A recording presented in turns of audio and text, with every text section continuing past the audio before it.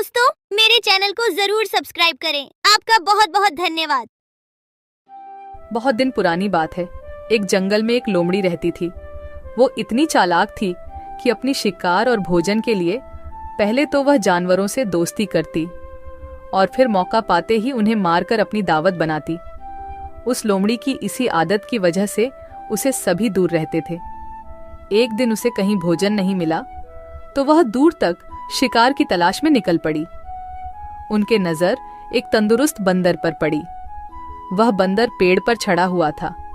वह लोमड़ी बंदर को देखकर सोचने लगी, इतना अच्छा और तंदुरुस्त बंदर है, अगर ये मेरे हाथ लग जाए तो कितना स्वादिष्ट भोजन मिल जाएगा मुझे। अब लोमड़ी का लालच बढ़ चुका था। वह रोज बंदर को देखता और मौके का इंतजार करता था, लेकिन वह बंदर पेड़ पर ही चढ़ा रहता और वह उनके हाथ नहीं आता। बहुत देर के बाद लोमड़ी के दिमाग में एक सोच आया।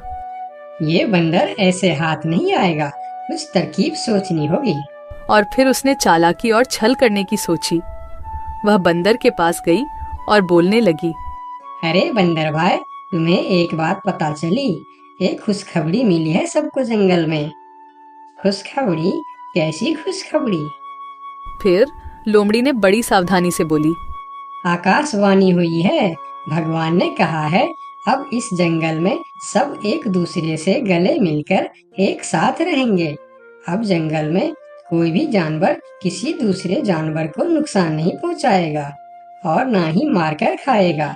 सब मिलजुल कर हंसी खुशी रहेंगे, एक दूसरे की सहायता करेंगे, कोई किसी पर हमला नहीं करेगा। लेकिन बंदर होशियार था। वह समझ गया, हो ना हो यह लोमड़ी झूठ बोल रही है। फिर बंदर ने लोमड़ी की बातों पर ज्यादा ध्यान नहीं दिया और कहा, ये तो बड़ी अच्छी बात है, पर मैं इसमें क्या कर सकता हूँ?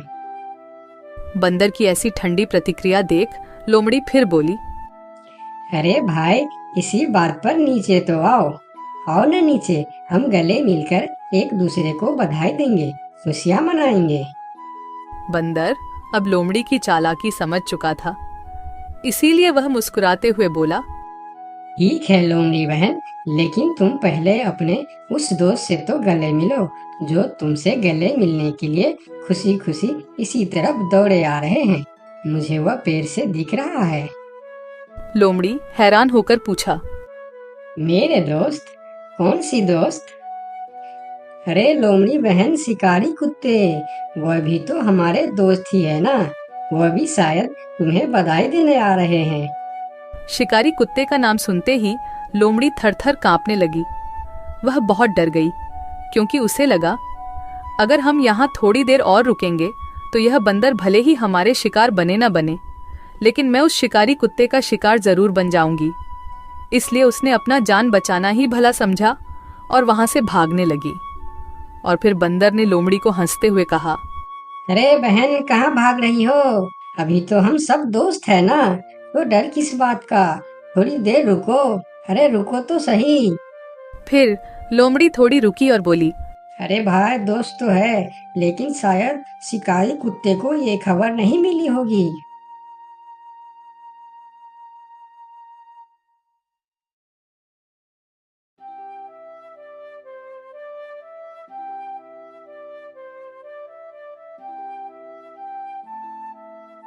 एक समय की बात है, लक्ष्मीपुर के जंगल में बहुत से पशु पक्षी रहा करते थे।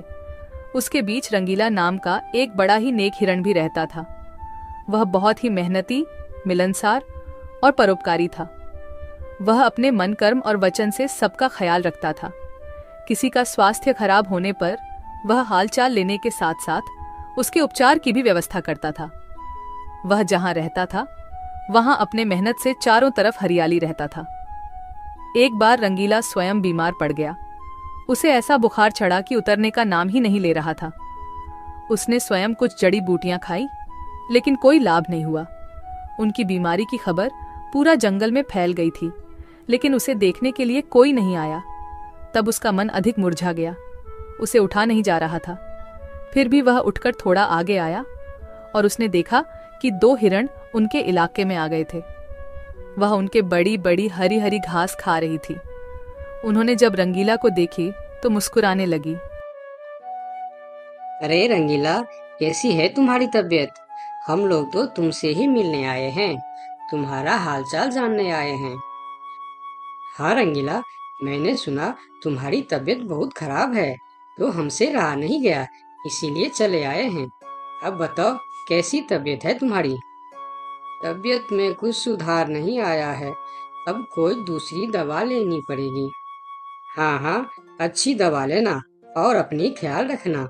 अब तुम आराम करो, हम चलते हैं। रंगीला मुड़कर अपनी घर के तरफ चला गया और इधर दोनों हिरण फिर से रंगीला के इलाके के हरे हरे घास खाने लगी। हमने इस जगह के बारे में जितना सुना था उससे कहीं ज्यादा पाया। रंगीला ने बड़ी मेहनत से ये गुलशन सजाया है। चारों तरफ हरियाली ही हरियाली है। देखकर और खाकर तबीयत खुश हो गई।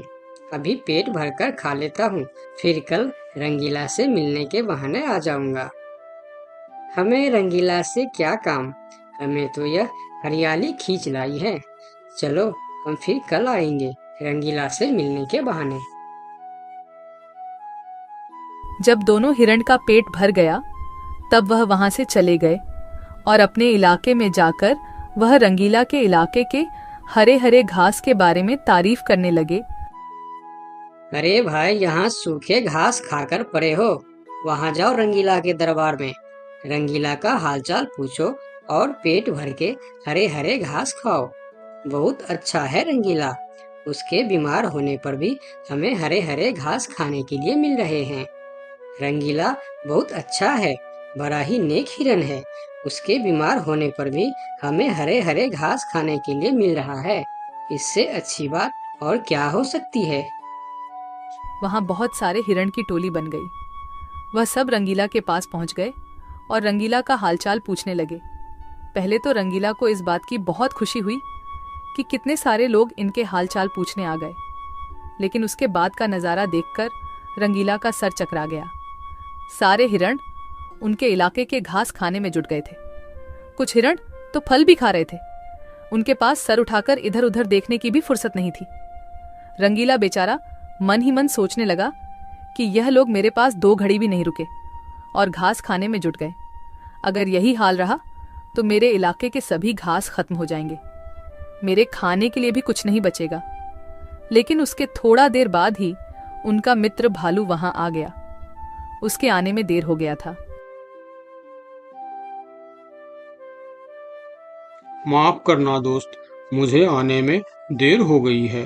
तुम्हारे लिए औषधि लाने बहुत दूर चला गया था। औषधि तो मिल गई, लेकिन आने में थोड़ी देर हो गई। ये जड़ी बूटी तुम जल्दी खा लो और जल्दी से ठीक हो जाओ मेरे दोस्त।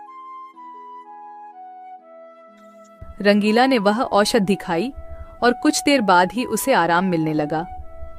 उसका दोस्त भालू उनके साथ ही रुका रहा और 2 दिन के बाद रंगीला का तबीयत ठीक हो गई। लेकिन उनके खाने के लिए न कोई घास बचा था, न कोई फल बची थी। उनकी सारी मेहनत पर पानी फिर गया था। वह बहुत उदास हो गया। दोस्त रंगीला, मैं जानता हूँ ये मतलब का संसार है। ज्यादातर यहाँ सब दोस्ती दिखावा का ही करते हैं। सब अपने फायदे की सोचता है। तुम चिंता मत करो, हम दोनों मिलकर यहाँ फिर से अपना गुलशन सजाएंगे, एक नई दुनिया बनाएंगे। इस कहानी से हमें यह सीख मिलती है कि मन में कपट रखने वाला मित्र शत्रु से भी ज्यादा खतरनाक होता है।